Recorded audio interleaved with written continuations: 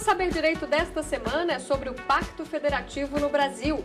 O curso aborda as formas de Estado, classificações e origem da federação, distribuição de competências e muito mais. As aulas são com o professor Gustavo Machado. Olá, meus amigos. Vamos começar então nossa segunda aula. A gente está estudando aqui o Pacto Federativo, as formas de Estado, a Federação Brasileira. E na primeira aula, a minha preocupação foi dar o conceito básico de federação. E, como eu disse lá, para a gente entender o que é uma federação, é muito importante a gente entender o que não é uma federação. Por isso eu tratei de cada um daqueles conceitos de formas de Estado diferente da nossa, do que é uma federação, para a gente poder entender o que caracteriza uma federação de Estados.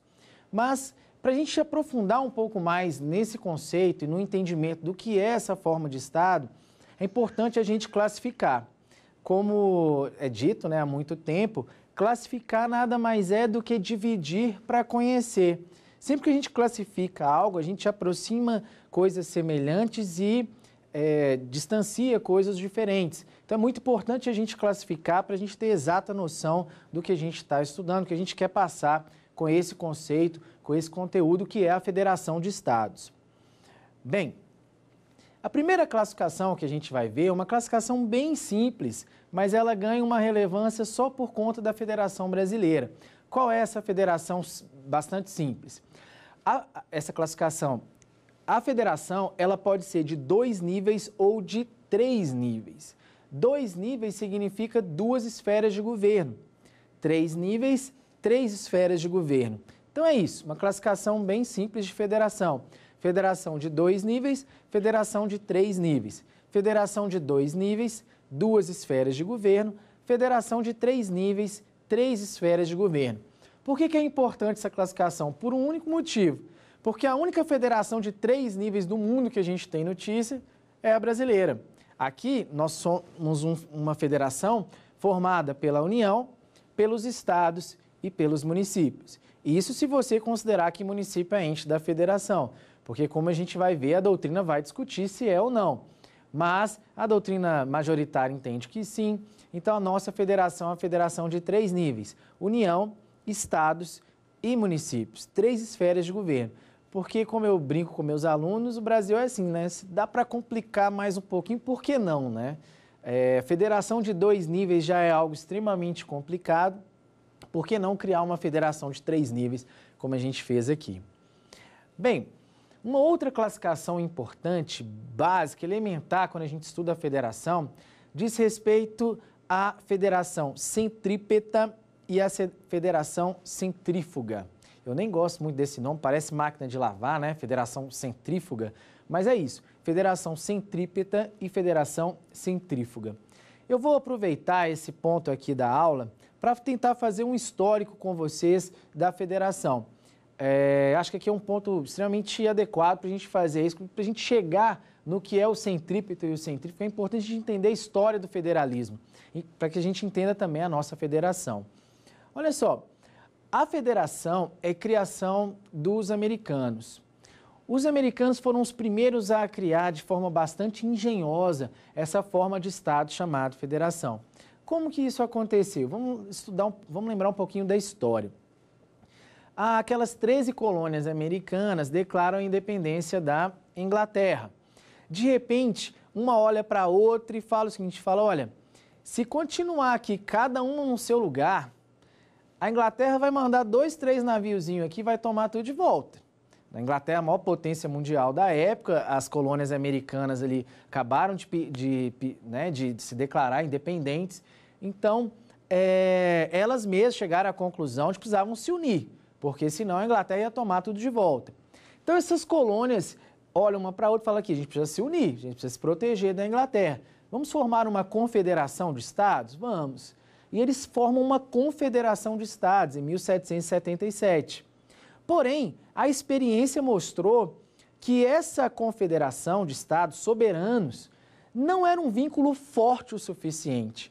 Era preciso formar um vínculo mais forte ainda, um vínculo indissolúvel, um vínculo inquebrável, para que aqueles entes ali pudessem realmente seguir adiante na sua história de braços dados. E foi aí que os americanos pensaram na forma federativa de Estado. O que caracteriza isso? Vejam, então a gente tem 13 ex-colônias inglesas. Essas colônias declaram a independência, se tornam estados soberanos. Em um primeiro momento, formam uma confederação de estados e depois resolvem criar um vínculo muito mais forte entre si, um vínculo que fosse indissociável. E eles criam esse vínculo na forma de uma federação, o que vem com a Constituição de 1787, com a Constituição americana. Os americanos criaram, do ponto de vista jurídico, algumas coisas importantes. O presidencialismo, da forma como a gente tem hoje, é, de certa forma, obra dos americanos. O controle difuso de constitucionalidade, que não é um tema que eu vou tratar aqui, mas é um tema super interessante, também pode-se dizer que é uma criação americana. E a federação também, porque surge na Constituição Americana de 1787. E olha a lógica deles. A lógica deles foi o seguinte, vejam só. Esses estados soberanos resolvem atribuir determinadas competências para um ente central, chamado União. Esse ente central ia cuidar daqueles assuntos que eram de interesse de todos em conjunto. Nesse momento histórico, basicamente era defesa contra a Inglaterra e fomento da economia, nada muito além disso. Nesse momento histórico, o objetivo era proteção contra a Inglaterra e fomento de economia no máximo, e era só. Então eles criaram um ente central e atribuíram a esse ente central determinadas competências. A partir do momento que eles atribuem essas competências para esse ente central chamado União, esses entes abrem mão de soberania. Como eu disse na aula anterior, soberania ou tem ou não tem, não existe meia soberania. Eles resolvem então abrir mão de soberania porque eles permitem que haja um poder superior a eles, que está previsto na Constituição Federal deles. Abrem mão de soberania porque passa a haver um poder acima deles, um poder constitucional, o poder da própria Constituição acima deles. Então eles abrem mão de soberania, só que o mais importante, eles mantêm a autonomia. Aqueles estados soberanos que declararam a independência, eles eram muito diferentes entre si. Tão diferentes, mas tão diferentes, como vocês sabem, menos de 100 anos depois houve uma guerra civil nos Estados Unidos. A guerra de secessão deles.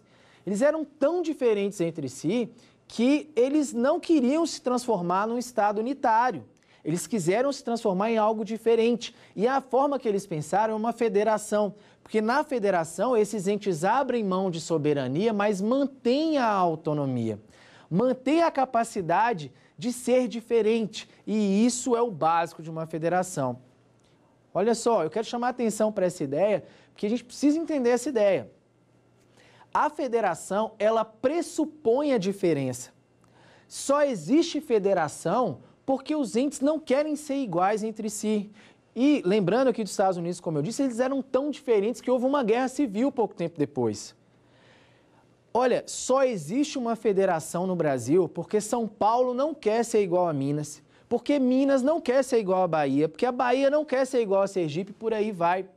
Porque o dia que esses entes quiserem ser todos iguais, é melhor fazer um Estado unitário, é muito mais simples, muito menos complexo. Federação é muito complicado, federação tem conflito de competência o tempo inteiro, tem Supremo atuando o tempo inteiro para resolver conflitos de competência entre ente federado, a distribuição tributária é difícil, federação é uma coisa complexa.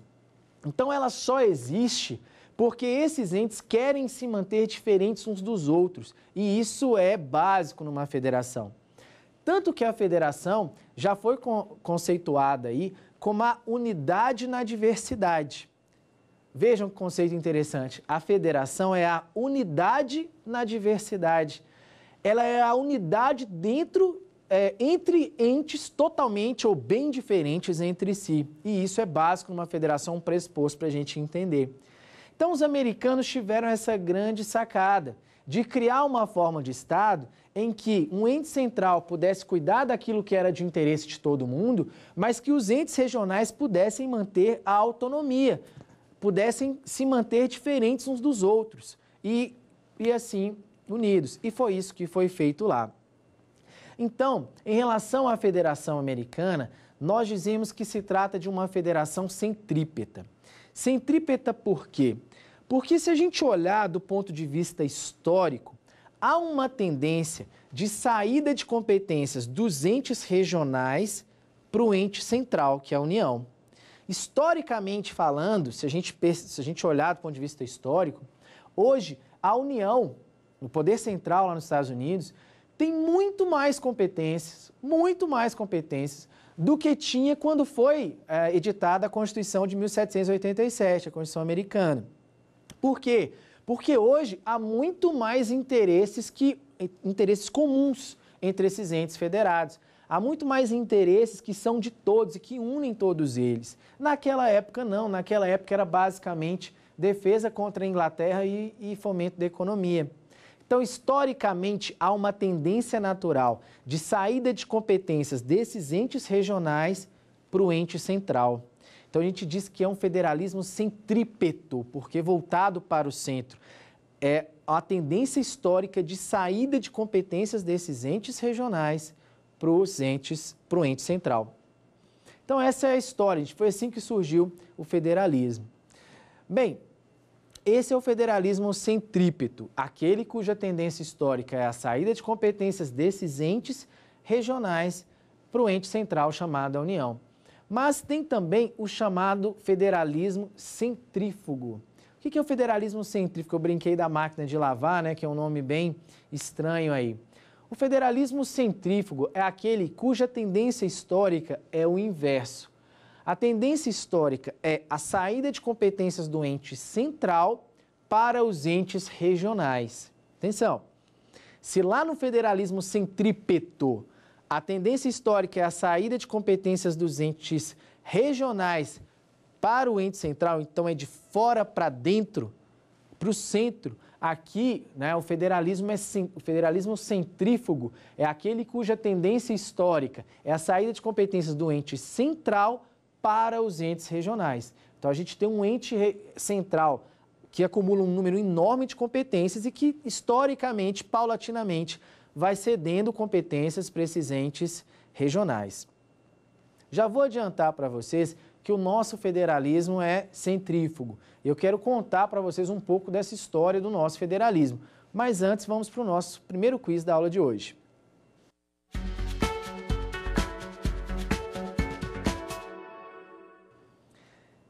Então vamos lá. A Federação Brasileira é, letra A, de 2 níveis e centrífuga. Essa questão está errada, porque a nossa federação não é de 2 níveis, nossa federação é de 3 níveis, é a única federação de 3 níveis do mundo, como eu disse para vocês. Letra B, de 3 níveis e centrípeta. Sim, a nossa federação é de 3 níveis, mas ela não é centrípeta, ela é centrífuga. Letra C, federação de 3 níveis e centrífuga. Essa é a resposta correta. E a letra D, a nossa federação não se enquadra em nenhuma das classificações acima. Falso. Então, a resposta correta é a letra C. A nossa federação é uma federação de 3 níveis. A gente tem União, Estados e município. E é centrífuga porque há uma tendência histórica de saída de competências do ente central para os entes regionais, como a gente vai ver a partir de agora. Vejam só, a nossa história do federalismo é totalmente diferente da história americana, né? A nossa federação ela é muito diferente da federação americana, do ponto de vista histórico, do ponto de vista da origem. Vejam só, enquanto lá nos Estados Unidos 13 colônias se declararam independentes e a partir desses estados soberanos foi formada uma federação, aqui foi o contrário. Em 1822, o Brasil declara independência em relação a Portugal. Dom Pedro I, né, convoca a Constituinte de 1823, Constituinte que entrou para a história aí com o nome de Constituinte da Mandioca, né, porque para participar dessa Constituinte era necessário ter riqueza, e essa riqueza era medida em farinhas de mandioca, vamos dizer assim, e por isso que ganhou esse nome. Mas a história conta, isso não é nenhuma metáfora, é verdade, né? Os livros contam isso, que Dom Pedro I entra com seu cavalo branco na Constituinte de 1823 e diz para aquela Constituinte, olha, faça uma Constituição digna do Brasil e de mim. Né? Não briguei com meu pai, né? Não declarei independência aqui à toa. Então, faça uma Constituição digna do Brasil e de mim. Bem, em determinado momento, Dom Pedro começa a achar que aquela Constituinte não era digna dele, ele dissolve a Constituinte de 1823 e outorga a nossa primeira Constituição, a Constituição de 1824. Então, a nossa primeira Constituição é uma Constituição outorgada, a Constituição de 1824, outorgada por Dom Pedro I. Olha só, quando Dom Pedro I foi outorgar a Constituição, foi escrever a Constituição, eu brinco que ele tinha um tio mais velho, né, o Bonifácio de Andrada, que entrou para a história como sábio, não foi à toa, mas Bonifácio de Andrada dá um conselho importante para o Dom Pedro I. Ele diz o seguinte, fala, Dom Pedro, ouve o seu tio mais velho aqui. Se o Brasil se transformar numa federação de estados, como os Estados Unidos, há um risco enorme de nosso país se fragmentar completamente. Dá uma olhada nas colônias espanholas, vê o que está acontecendo lá. Um monte de país fragmentado, muita guerra civil acontecendo. Então, Dom Pedro, para a gente manter esse país unido, com que esse país continue sendo um único país, é necessário centralizar todo o poder na mão da União e principalmente na figura do imperador. Só assim a gente vai conseguir unir, né, manter unido um país tão vasto como é o Brasil. Lembrando que na época da independência havia interesses muito divergentes. Havia algumas regiões do país muito ligadas à coroa portuguesa, que tinha uma relação comercial muito próspera, e tinha outras regiões no Brasil que não queriam ver a coroa portuguesa nem pintada de ouro mais. Então, as regiões do país eram muito heterogêneas. Bonifácio de Andrada dá esse conselho, então, para Dom Pedro. Fala, olha, mantenha esse país centralizado, concentra aí o poder na mão do imperador. Só assim a gente vai conseguir manter esse país unido. E isso foi feito. Então, na Constituição de 1824, na nossa primeira Constituição, o país surge como um Estado unitário. Nós nascemos como um Estado unitário. Não havia outros entes federados, mas um único ente, né, o Brasil. Havia divisões territoriais, sim, para fins administrativos, mas não eram entes federados. Havia, naquela época, apenas um Estado único, que era um Estado unitário, o Brasil. Então, a gente nasce como um Estado unitário em 1824. Vejam só, nós nascemos como um Estado unitário. Quando que surge a federação no Brasil? A federação no Brasil surge com a segunda Constituição, a Constituição de 1891.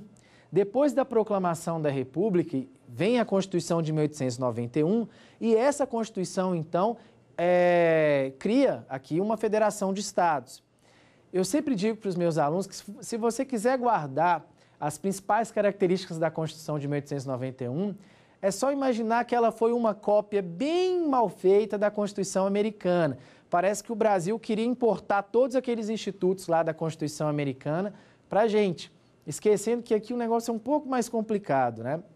Bem, mas o presidencialismo começa na Constituição de 1891, a forma federativa de Estado começa na Constituição de 1891, o controle difuso de constitucionalidade começa na Constituição de 1891, a própria República começa com a Constituição de 1891, do ponto de vista constitucional, porque houve um decreto antes, mas que não vem ao caso, mas a Constituição de 1891 tenta, de certa forma, aí, copiar a Constituição americana e estatua, inclusive, um Estado federado.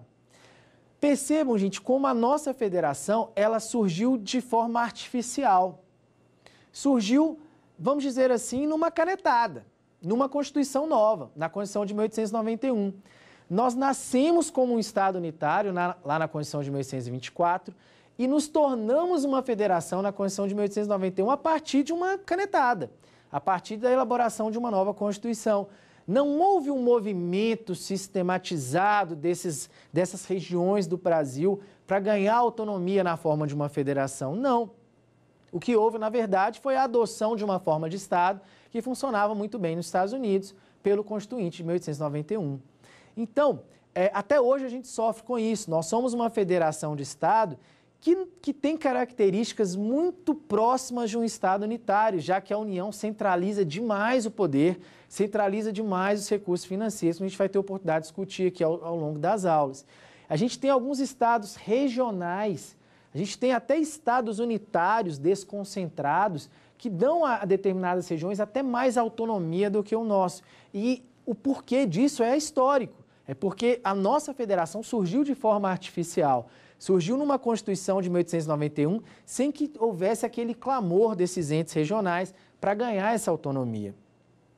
Bem, salvo exceções, claro, algumas regiões do país lutaram sim por autonomia, alguns chegaram até a proclamar sua própria independência em guerras locais, mas não foi, o que eu estou querendo dizer, que não foi um movimento nacional sistematizado para que cada ente desse, cada região do país ganhasse essa autonomia. Não foi assim do ponto de vista histórico, certo? Bem, vocês podem perceber, então, que no Brasil o movimento é inverso. Nós dizemos que o nosso federalismo é centrífugo porque é do centro para fora. É do centro, é do ente central para os entes regionais. Então, aqui há uma tendência histórica de saída de competências do ente central para os entes regionais. Nós nascemos como um país unitário, todo o poder concentrado na mão da União, e estamos caminhando cada vez mais para uma forma federativa de Estado que garanta mais autonomia aos entes da federação.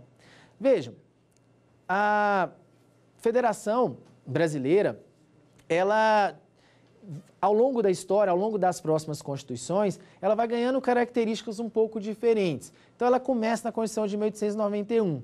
A próxima Constituição é a Constituição de 1934. Se você quiser lembrar dela também, é só lembrar, né? Tem aquele movimento de Getúlio Vargas a partir do sul do país. Getúlio Vargas toma o poder, já dá ali aquela cara de quem não quer muito, né, editar uma nova Constituição, demora para poder convocar uma Assembleia Constituinte. Existe a revolta constitucionalista lá em São Paulo, em 1932, até que Getúlio finalmente convoca uma Constituinte e é promulgada, então, a Constituição de 1934. A Constituição de 1934, que é muito importante, é a primeira a constitucionalizar direitos sociais e trabalhistas, principalmente. É a primeira Constituição a prever o voto feminino. É a primeira Constituição a prever também, a melhorar o nosso controle difuso de constitucionalidade. Ela traz ali aquela questão da cláusula de reserva de plenário, o papel do Senado no controle difuso. É nessa Constituição de 1934 que tem o embrião do controle concentrado de constitucionalidade ao prever a ADI interventiva. Então, é uma Constituição muito importante, a Constituição de 1934. E ela mantém a forma federativa de Estado. Então, a gente tem forma federativa em 1891, tem forma federativa do Estado em 1934. Na Constituição seguinte, vem a Constituição de 1937. Constituição altamente centralizadora, começa ali o período da ditadura Vargas, uma Constituição que relativizou ou até suspendeu diversos direitos fundamentais. Então, uma Constituição extremamente centralizadora, um período de ditadura. Essa Constituição trazia a forma federativa de Estado, mas em substância, a doutrina é unânime em dizer que não havia federação de Estado. Tamanha era a centralização do poder, na mão da União e na mão do presidente da República, que a gente nem pode dizer que havia uma federação de fato. Até tinha uma federação na forma ali, no texto constitucional, mas não houve federação na prática. Tamanha era a centralização na mão da União, na mão do presidente da República. Bem, acaba a ditadura Vargas, vem a Constituição de 1946. Essa Constituição de 46, como qualquer Constituição que vem num período pós-ditadura, ela tem uma preocupação muito grande em dar liberdade política, em garantir direitos fundamentais. E uma das preocupações importantes que ela tem também é voltar ao federalismo. Já que aquele federalismo na Constituição de 37 era só formal, na prática não havia, na Constituição de 46, não, a gente retoma a forma federativa de Estado. Até que vem a nossa próxima Constituição, Constituição de 1967, que já é a Constituição da ditadura militar. Logo depois vem a Constituição de 69. Só para você, se você ainda tem dúvida em relação a isso, porque a gente fala Constituição de 67, 69. Na verdade, a Constituição de 69 foi uma emenda à Constituição de 67. Mas essa emenda, ela reduziu de tal forma os direitos fundamentais, ela centralizou de tal forma o poder, que é considerada uma nova Constituição. Por isso que a gente fala assim, Constituição de 67, 69, que, na verdade, a 69 é uma emenda à Constituição de 67, mas centralizou tanto que pode ser considerada até uma nova Constituição. Olha, a Constituição de 67 e 69, aliás, como qualquer Constituição, como a gente verifica nos períodos de ditadura, é uma Constituição também que na forma trazia o federalismo, mas na prática não tinha federalismo coisa nenhuma. Era uma centralização quase que absoluta na mão da União e na mão do presidente da República. Então, período de ditadura Vargas, período de ditadura militar, federalismo na forma, mas na prática, nada de federalismo. Até que vem a Constituição de 88. A Constituição de 88 também tem uma preocupação enorme em criar um federalismo. Retoma o federalismo na Constituição de 88. A Constituição dá autonomia aos Estados-membros, atribui aos Estados-membros o chamado poder constituinte decorrente e ainda dá aos municípios uma autonomia que eles nunca tiveram em Constituição alguma. Deu aos municípios a capacidade de se auto-organizar através da lei orgânica municipal, deu aos municípios um poder legislativo eleito de forma totalmente independente pelo povo, deu aos municípios a capacidade de gerir os seus recursos humanos, de gerir os seus recursos materiais, deu aos municípios a competências tributárias importantes, a capacidade de elaborar suas próprias leis orçamentárias e decidir como vai gastar esses recursos. Deu aos municípios uma competência importantíssima, que é a de elaborar a lei do plano diretor, que vai organizar o território do município. Olha, aqui vai ser residência, aqui vai ser área de comércio, aqui vai ser indústria, aqui vai ser um parque. Então, elevou os municípios a uma condição que realmente eles não tinham antes. Deu aos municípios competências muito importantes. Então, a Federação de 88, a partir da Constituição de 88, ela ganha robustez. Infelizmente, o que a gente vê na prática é que a gente ainda precisa avançar muito. Porque a nossa federação como está hoje, ainda centraliza muito poder na mão da União. E ainda centraliza principalmente muitos recursos financeiros nas mãos da União. Aliás, a gente vê constantemente esse discurso de que é preciso dar maior autonomia aos entes federados, dar maior autonomia aos Estados-membros, dar maior autonomia aos municípios. Porque, gente, forma de Estado é importante, porque a forma de Estado também está diretamente relacionado à democracia. Se você tem uma forma de Estado que aproxima as pessoas do poder, você tem um ganho democrático muito grande com isso. É muito mais fácil você fiscalizar o seu vereador, o seu prefeito, do que fiscalizar um deputado ou um senador que está aqui em Brasília, às vezes muito longe de onde você mora. É muito mais fácil você participar da elaboração de uma lei para cuidar da sua cidade do que você participar da elaboração de uma lei que trata de algo de interesse nacional. Então, forma de Estado e democracia estão diretamente relacionados. Nós precisamos de uma forma de Estado que aproxime os cidadãos do poder, que deixe os cidadãos mais perto do poder. Então, um ganho democrático efetivo depende também de uma boa forma de Estado, uma forma de Estado que funcione de maneira interessante para o nosso país. Aliás, quando eu tratei lá do Estado autonômico, achei muito interessante, na aula anterior, né?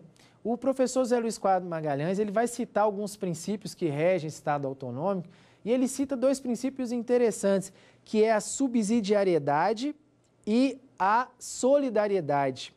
O que são esses princípios? Que eu acho que poderiam ser princípios que deveriam, inclusive, estar na nossa Constituição, porque não reger nossa forma de Estado. Pelo princípio da subsidiariedade, uma região do país que dá conta de si mesma, uma região do país que consegue se manter, não deve impor ao resto da nação ônus em relação a serviços públicos, a competências que ele tem. Esse é o princípio da subsidiariedade.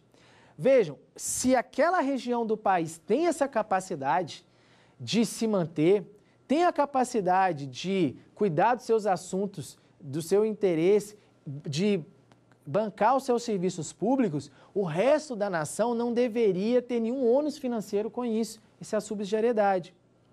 Do outro lado, a gente tem o princípio da solidariedade. Se aquela região do país não tem condições de se manter, se ela não tem condição de manter os seus serviços públicos, o país deve socorrer aquela região, se unir para ajudar aquela região. Isso no Brasil é uma coisa que a gente não tem. A gente vê, ou não tem como deveria, a gente vê que os Estados-membros são iguais juridicamente, quase iguais juridicamente entre si, apesar de ser absolutamente diferentes. Não dá para comparar São Paulo com a Paraíba, ou São Paulo com o Amapá. São regiões do país completamente diferentes, tratadas quase que de maneira igual dentro da Constituição. E não deveria ser assim. Então, a Constituição de 88 adota uma forma de Estado federado, mas a gente ainda precisa avançar muito para a gente amadurecer essa forma de Estado e fazer com que essa forma de Estado seja adequada a gente. E que possibilite esse ganho democrático, que é uma coisa que a gente está vendo aí nos dias atuais faltar muito. Parece que o poder está todo aqui em Brasília e está muito distante do povo. É preciso levar o poder aos estados e municípios para que fique mais próximo do povo. Isso se dá com esse ganho democrático que a gente tem quando tem uma forma federativa de Estado, ou uma forma de Estado adequada ao país. Então, para a gente fechar esse ponto aqui, vamos recapitular o que eu disse até agora. Eu disse para vocês que em 1824 a gente tem uma Constituição que estabelece um Estado unitário. A nossa forma federativa de Estado só vai surgir na Constituição de 1891. Então, surge de forma artificial, através de uma canetada, através de uma nova Constituição. 1891, então, forma federativa de Estado, que se mantém na Constituição de 34. Lembra lá da revolta constitucionalista em São Paulo em 32, Getúlio Vargas está aí no poder, vem a Constituição de 34, que mantém a forma federativa do Estado. Constituição de 1937, Constituição de Getúlio Vargas, começa aí o período da ditadura Vargas, federalismo só na forma, na prática não tinha federalismo coisa nenhuma. Constituição de 1946, retoma o federalismo. Constituições do período militar, constituições de 67 e 69, mesma coisa da ditadura Vargas, federalismo só na forma, porque na prática mesmo não tinha federalismo não. E na Constituição de 88 a gente retoma o federalismo, mas estamos buscando a cada dia uma forma federativa que aproxime o povo do poder, que possibilite esse ganho democrático, que é muito importante dentro de um Estado democrático de direito. Bem, vamos ver se a gente conseguiu fechar tudo isso aqui no nosso quiz, para a gente poder fazer uma revisão.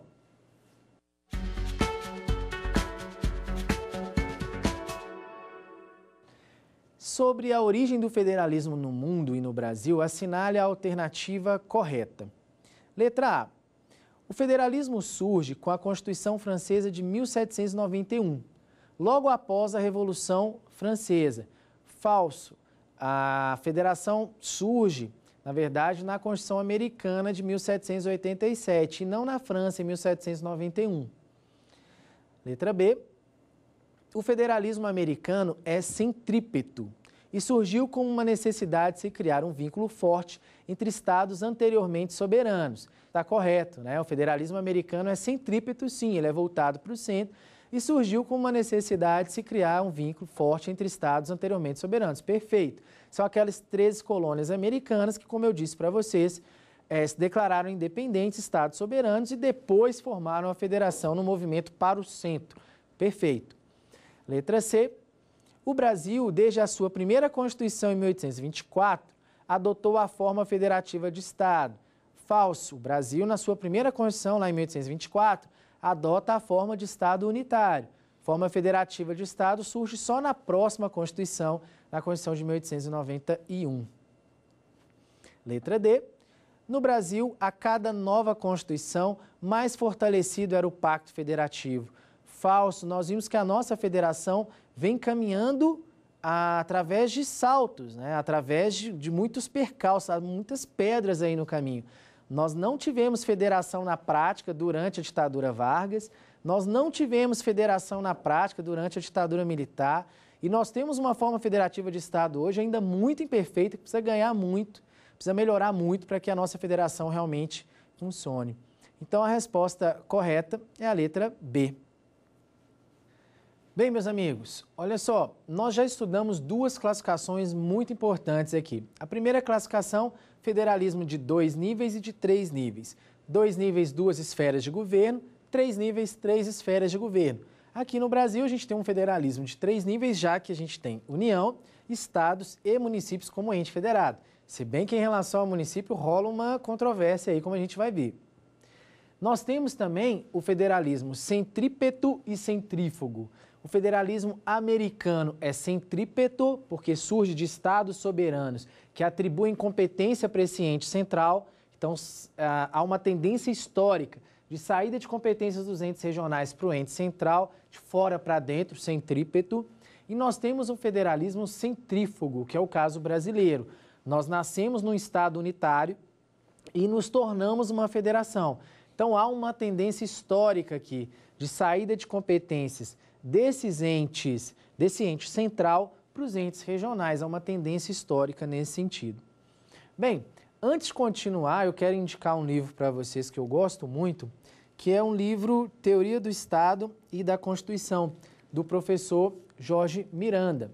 O professor Jorge Miranda, que eu não preciso apresentar, é um cracaço em direito constitucional e no livro dele, ele aborda a forma de Estado de uma maneira muito bacana, fazendo justamente essa ligação que eu tentei trazer para vocês entre forma de Estado e democracia. E, sem dúvida alguma, é um excelente livro aí para você se aprofundar nesse tema. Então, fica a dica, professor Jorge Miranda, Teoria do Estado e da Constituição. Bem, uma outra classificação que a gente precisa trazer, e é uma classificação de certa forma até problemática, é a classificação quanto a federalismo simétrico e federalismo assimétrico. Vamos entender isso aqui. Eu vou definir primeiro para depois trabalhar melhor esse conceito. Mas eu vou definir porque não é uma definição tão fácil assim, mas depois que eu explicar eu tenho certeza que você vai entender bem. O que é o federalismo simétrico? Federalismo simétrico. Federalismo simétrico é aquele que, em razão da homogeneidade social, econômica e política dentro daquele território, não há grandes diferenças jurídicas, não há grandes diferenças de tratamento entre os entes da federação. Eu vou repetir. Federalismo simétrico é aquele que, em razão da existência de homogeneidade política, econômica e social dentro daquele território, não há grandes diferenças de tratamento entre os entes da federação. Esse é o federalismo simétrico. Vou definir o assimétrico e a gente continua. O que é o federalismo assimétrico?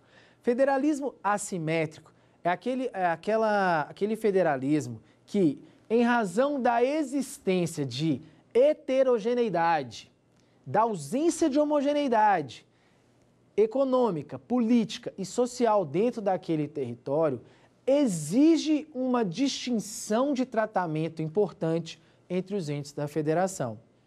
Então, vamos repetir. O federalismo assimétrico é o contrário do simétrico.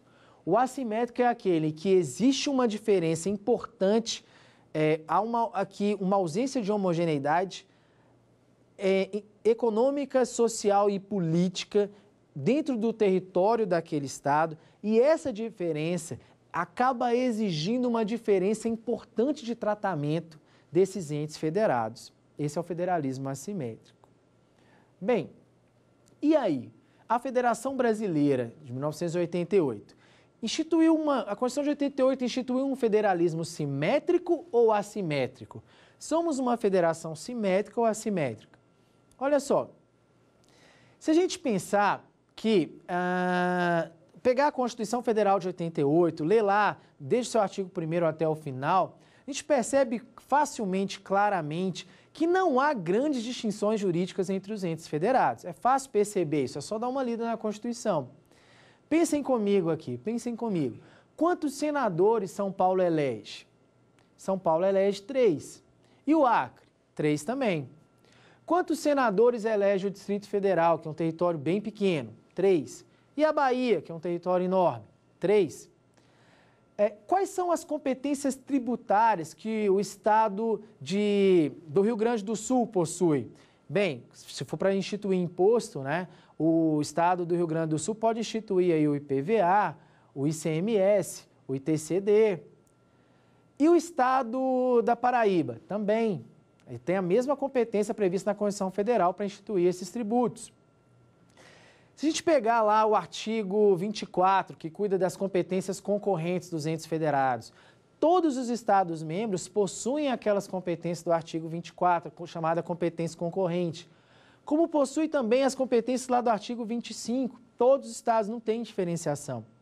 O que eu quero mostrar para vocês é que, apesar dessa heterogeneidade do nosso território, apesar de a gente ter regiões completamente diferentes do ponto de vista político, social e econômico, não há grandes distinções jurídicas entre os entes da federação dentro da Constituição Federal de 88. Porém, numa prova, por exemplo, a resposta que eu entendo mais correta é que o nosso federalismo é um federalismo assimétrico. E aqui eu posso citar, por exemplo, o professor Raul Machado Horta. Por que o federalismo é assimétrico? Por quê? Porque se tem uma coisa que a gente não tem, é homogeneidade econômica, social e política dentro do nosso território. Aqui, cada região do país tem características diferentes, políticas, econômicas, sociais, etc. Então, aqui, a ausência dessa homogeneidade acaba obrigando a que exista uma diferença de tratamento, sim. Há uma diferença de tratamento entre eles.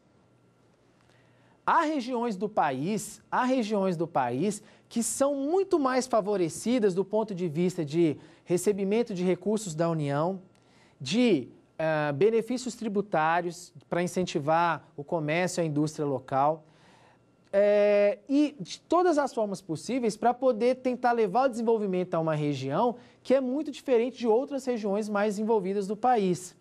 Então, aqui, essa ausência de homogeneidade acaba obrigando o Estado a criar essas distinções. E a União faz isso, ela não trata todos os Estados iguais, ela não coloca recurso em todos os Estados da mesma maneira.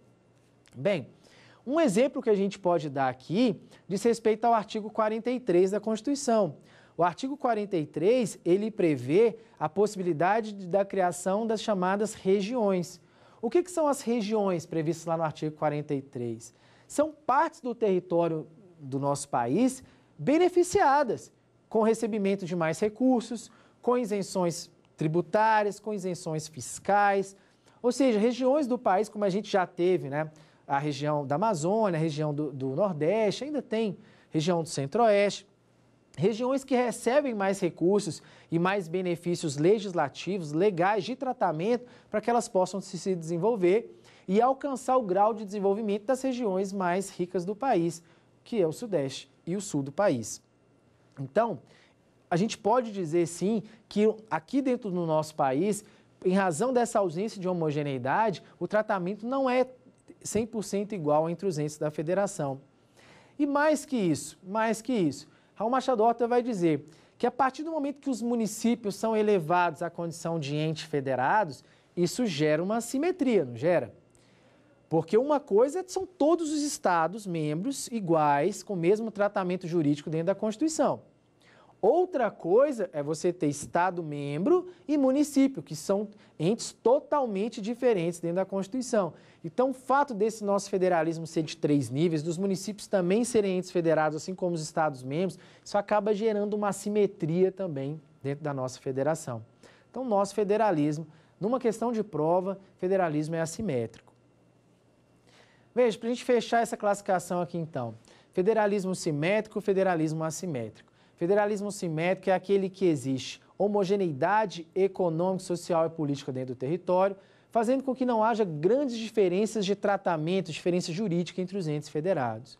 Federalismo assimétrico, que é o nosso caso, é aquele federalismo em que, em razão da ausência de homogeneidade dentro do território, da heterogeneidade do nosso território, do ponto de vista econômico, social e político, acaba exigindo que haja, sim, diferenças importantes de tratamento a esses entes federados. tanto do ponto de vista tributário, seja do ponto de vista de recursos financeiros, etc. Nosso federalismo, então, é assimétrico. Uma das questões que eu sempre pontuo, e aqui esse curso também eu espero que seja, além de uma aula, um momento que a gente possa refletir sobre o nosso federalismo, já que essa questão promete ser bastante discutida aí nos próximos anos no nosso país, é se o nosso federalismo não poderia ser mais assimétrico. A forma federativa de Estado é uma cláusula pétrea. Está prevista como cláusula pétrea lá no artigo 60, parágrafo 4º da Constituição. A gente precisa lembrar que as cláusulas pétreas, elas não podem ser abolidas, mas isso não quer dizer que não possa haver emenda sobre aqueles assuntos que são cláusulas pétreas. Então, a forma federativa de Estado é uma cláusula pétrea. A gente pode acabar com a nossa federação e transformar o nosso país num Estado unitário? Não. Mas a gente pode mexer na nossa federação, tornar a nossa federação diferente, mudar a configuração dela, já que existem tantos federalismos diferentes no mundo? Pode. Porque se for para aprimorar, se for para melhorar, pode haver emenda sobre um assunto de cláusula pétrea, não tem problema nenhum. Então, mesmo a nossa federação sendo uma cláusula pétrea, a gente poderia mexer na nossa federação, de repente torná-la mais assimétrica, para que determinadas regiões do país não tenham as mesmas competências de outras regiões do país, de acordo com o grau de desenvolvimento daquela região, e assim fazer algo mais adequado à nossa realidade, já que aquela importação artificial do federalismo, lá em 1891, a gente já viu aqui que não está funcionando bem, está distanciando demais o povo do poder. Bem, uma outra classificação muito importante que a gente tem diz respeito ao federalismo dual e o federalismo de cooperação. Então, a gente tem o federalismo dual e federalismo de cooperação. Sem querer ser chato, mas sendo, eu queria mudar um pouquinho essa classificação. Porque quando a gente fala em federalismo dual, por que eu falo dual? Porque se você pegar os livros clássicos de federalismo, vai estar lá federalismo dual. Mas é porque toda federação do mundo é de 2 níveis, menos a nossa. A nossa é de 3 níveis. Então, adequando melhor aqui para a gente, seria até melhor falar em um federalismo tríduo, né? Um federalismo, já que o nosso federalismo é de 3 níveis. Então, mas eu vou deixar aqui o dual, porque se a gente estudar aí os livros clássicos de federação, vai estar lá federalismo dual, justamente porque toda federação do mundo é de 2 níveis. Tem 2 entes federados, aqui a gente tem 3. Então, aqui adequando, sem querer ser chato, mas sendo, seria até melhor colocar federalismo tríduo. Então, vamos lá. O federalismo, ele pode ser dual, ou tríduo aqui no nosso caso, ou de cooperação. O que é o federalismo dual? O federalismo dual é aquele em que não há um compartilhamento de matérias entre os entes federados, em que a preocupação de cada ente da federação é, sobretudo, garantir aquela competência dele sem intromissão dos demais. Esse é um federalismo dual, ou tríduo aqui no nosso caso. É aquele federalismo cuja preocupação primordial dos entes federados é exercer aquela competência que é dele, sem intromissão dos demais. Bem, já o federalismo de cooperação é aquele federalismo em que há um compartilhamento de matérias entre os entes federados. Há determinados assuntos que precisam ser tratados por todos os entes federados. Não há assuntos, há alguns assuntos que não são exclusivamente de nenhum deles, mas de vários entes federados ao mesmo tempo. E por isso há um compartilhamento do dever de prestar serviços públicos que atendam bem aquela matéria. No federalismo de cooperação, a principal preocupação não é defender a competência daquele ente em relação aos demais. Não é essa a preocupação primordial. No federalismo de cooperação, a preocupação principal é atingir o interesse público, é atender ao interesse público, é essa a preocupação principal. Não é defesa de competência em relação aos demais. Bem, e o Brasil? Nós somos uma federação dual ou trídua, ou uma federação de cooperação, ou a gente pode dizer que aqui há um federalismo de cooperação. Aqui tem jurisprudência do Supremo, então não tem erro, não tem distinção. Nós somos um federalismo de cooperação. Como que a gente verifica isso? Primeiro, há determinadas matérias que são compartilhadas entre os entes federados. Nós vamos estudar isso aqui ao longo das nossas aulas. Há determinadas matérias que são objeto de compartilhamento. Você tem aí o artigo 23, que cuida de competência comum de União, Estados, DF e municípios. E você tem o artigo 24, que cuida de competência concorrente de União, Estados e DF. Essas matérias são comuns, são competências que são exercidas de maneira conjunta pelos entes federados, de uma forma organizada, como a gente vai ver daqui a pouco. Então, na nossa Constituição, basta a gente ler que fica muito claro isso. Tem determinadas matérias que são objeto de compartilhamento entre os entes federados, por isso que a gente diz que há aqui um federalismo de cooperação. E mais, há algumas jurisprudências do Supremo, alguns casos, e é interessante a gente lembrar aqui que o Supremo diz isso de uma maneira muito clara. Por exemplo, vocês devem saber que existe aí o CADIM.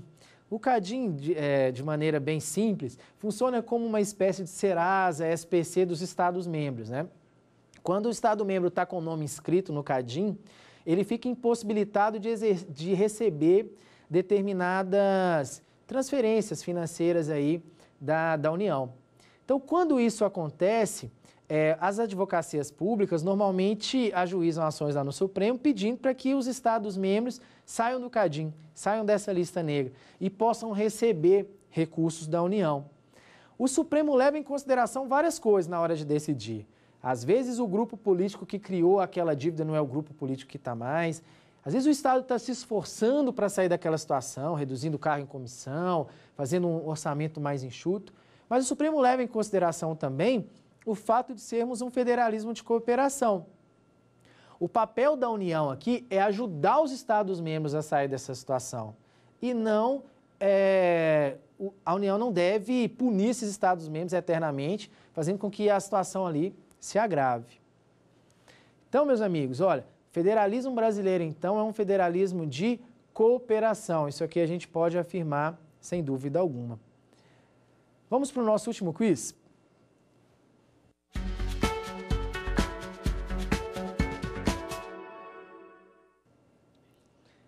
Escolha a alternativa correta. O federalismo no Brasil é simétrico, pois não há importantes distinções jurídicas entre os entes federados, o que se percebe, inclusive, pelo fato de todos os Estados-membros elegerem 3 senadores.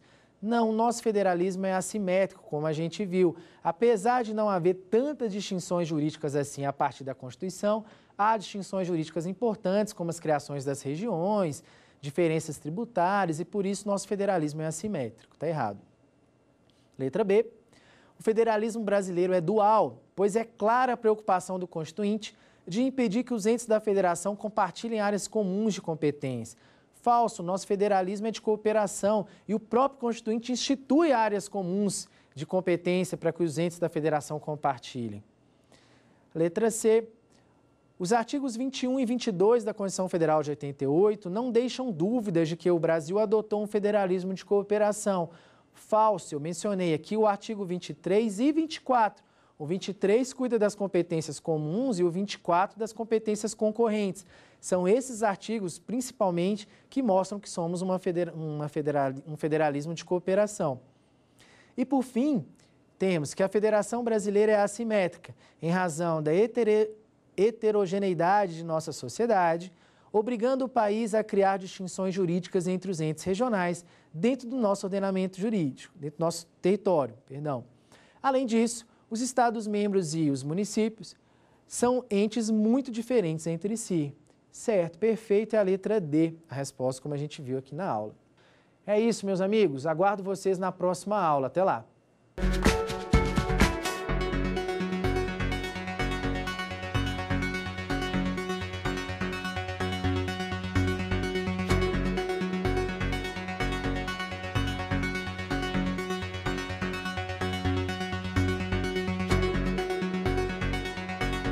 Ficou com dúvidas? Então mande um e-mail pra gente, saberdireito@stf.jus.br, ou entre em contato pelo nosso WhatsApp.